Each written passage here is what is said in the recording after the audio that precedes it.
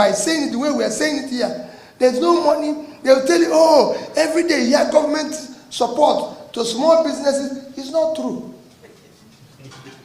The only way you will know it's not true is that go and check the total lending of all the banks. I've shared 2 banks. It's about 30 trillion. Out of which less than 5% go to small businesses. It cannot happen. In Indonesia is written 25% of all their loans go to small businesses. China is 20, they just increased it to 30. The consequence is that if you go to these 2 countries, if you go to Indonesia, 98% of the companies are micro, small businesses. In fact, Indonesia, a country of about 250 million persons, their total employment is 140. Small businesses created 130 million jobs. Only 10 million is created by other people. In Indonesia, they even have Ministry of Small Businesses to support it.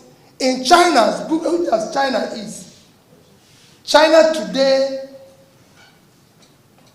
all their productivity, all their GDP is about 60-65% for small businesses. The total employment in China is 800 million. Small businesses provide 60% of that, which is 540 million. So you must support this engine. It is critical. We're not doing that. What we are doing here is celebration, sharing. Nigeria, the only thing Nigeria has is sharing formula. Nobody stops anything. All that I came to ask you people is that we need to move this country from sharing formula to production formula. It cannot continue. We must move from consumption to creating wealth. Other countries have done it for the future of our children. It is critical. It is not something anybody can tell. They can tell you, oh, it's sophisticated. No. I've gone from one country to the other, studying. I just came back from Morocco recently, not up to a month ago. Morocco exported last year 40-something billion worth of exports. Not oil. Agricultural products, 8 billion. Morocco. Vehicles, car manufacturing, 10 billion. I can go on. Tourism, 3-point-something billion. That's what they had last year in Morocco. Morocco is just here. So it's not as if this thing, you ask about power generation. This is the only country where to switch on your light, everybody knows how much power is being produced. Everybody knows whether the national grid has failed or whether every other country just put light on and off. Here you must know everything. You must even be calling from government as you're calling the people who are in charge of the power company. No other country does that. Egypt borrowed only 6 billion euros, call it 10 billion naira. And within 2015 and today, Egypt have doubled their power generation from 26,000 megawatts to 54,000 megawatts. Egypt, they're not far. You go to, so we are number 1 biggest economy in Africa. We generate 4,000 megawatts. If we were able to get it. Number 2 biggest economy is South Africa. They generate 54,000. Egypt is number 3. It generates between 54 and 55. But the giant generates 4. That's the crisis. And they give you all sorts of excuse. Yesterday, there's nothing in power generation. There's nothing in power distribution. It's very easy. Anybody who tells you any story is this. Excellency, let me conclude because he's introduced me. I was governor of a state. My dear people, today God has given you position where you are in authority, where you are delegates. You won't be there forever. Your Excellency is the governor. He will not be governor forever. I tell people that when I was in office.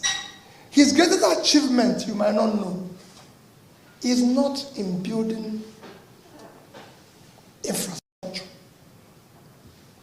And I tell people that is in ensuring the civility and order and peace in the state. He's going to leave office and go to his house and stay because they are not surrounded himself with enemies.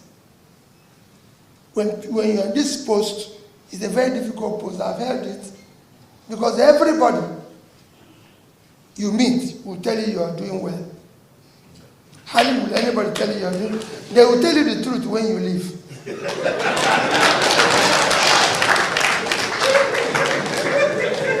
When you leave here, the announcement you'll be hearing, you'll be wondering whether it was these people who was announcing this.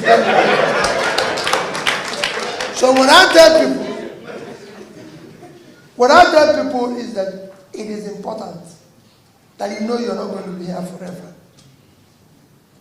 And make peace. Ensure that you do the right things as much as you can. I live in Onitsha today. I don't live any outside anywhere. I don't have a house anywhere outside Onitsha. That's where I live. I live with the people. So there's no more security. There's no more thing. Before you come to church or come to anywhere, 10 people will stand up for you to sit down. Today, if you come in, they say, don't mind him. Even if they ask them to sit up, they say they will not do it. So it is important that you do the right things so that you still out of the 10 who used to stand up, 2 will still stand up. Because there's no better. The same thing goes to you in your different offices. It is important. When I used to go around everything, people would say this and that. I was governor of the state for 8 years. Very difficult. I quarreled with the elites. Because when you do the right things, you have elites as your enemies. I quarreled with all of them. I used to go to Abuja, and the president would say to me, your people are not happy with you. And I would say, Mr. President, I never promised happiness. I promised to shut down the cost of governance in order to fix school, in order to make things work. With that, we moved our education from number 1, from number 26 to number 1. Because that's what I promised. Every senior prefect of secondary school had my phone number. I speak to them, but I don't speak to the elites because they are part of the confusion. And they will tell you everything. I used to go to Abuja where the president's wife would quarrel with me and said, you're the only governor with that office of first lady. And I said to her, listen, my wife never campaigned. Nobody voted her. 2 of us are too close. Since we signed to be one in our marriage, he's part of me. So let us start. Because the same people who are following her as officer will tell you what is committed. So I said, let's have less confusion. She said that. So we shut down every cost in order to be able to function. And when I left, some people say, oh, how can you leave money? How can you do this? I said, well, it's their money. It belongs to them. I'm going, hand it over public, just to come in where he said now. The day I left office, I invited everybody. If you go to Access Bank the day I left, I had $50 million, 12 billion naira. I had in Fidelity Bank, $56 million, 12 billion naira. And I had in Diamond Bank, $50 million, because I was saving in dollars and naira. I had $50 million, 12 billion naira. Handed it over to the incoming governor. This is my 8th year of living office. Anambra has not bought me pure water because I said, no pension, no gratuity, I'm going home. I don't want to be part of anything. I've gone home. All I'm asking you, when you want to vote as delegates, do not look at me. Do not look at people who come here. All of us will come here. Some will give you money. Some will, because they have plenty of it. Anybody who brings anything, please take it. Don't say no to them. The money belongs to you. Take it. But when you want to vote, put the picture of your children in front of you and ask yourself, which society do I want these children to live? Because they might not be delegates. You are delegate. Your children, it's not inherited. It's not an inheritance. So they will inherit. So, which society do I want them to live?